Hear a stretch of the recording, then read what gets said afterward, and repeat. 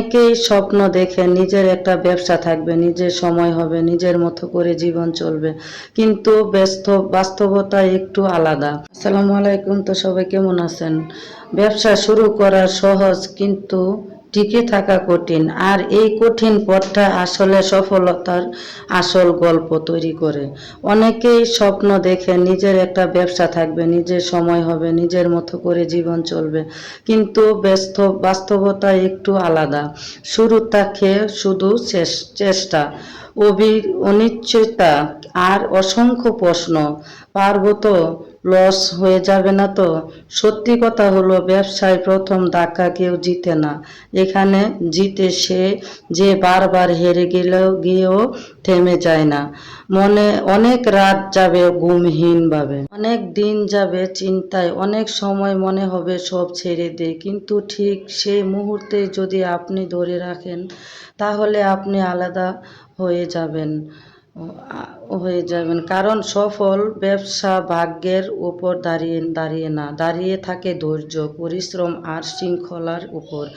আর যাকে মানুষ সফল উদ্যোক্তা বলে দেখে, তার পিছনে আছে হাজার ব্যর্থতা, হাজার না আর অগণিত কষ্টের গল্প। তাই ভয় পাবেন না, ছোট থেকে শুরু করুন, ধীরে ধীরে শিখুন আর প্রতিদিন একটু একটু করে এগিয়ে যান।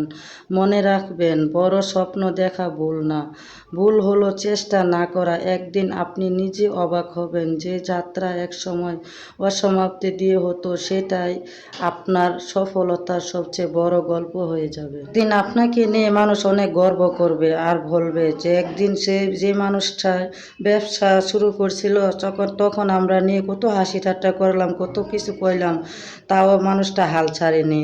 তাই এখন সে সফল হয়েছে। যখন দেখবেন আপনি টাকা পয়সা ইনকাম করবেন, তখন দেখবেন যারা আপনাকে নিয়ে হাসি ঠাট্টা করছিল, যারা আপনাকে অনেক কটু কথা বলছিল, তারাই তখন আপনার সামনে এসে ভালো মানসিকতা দেখাবে।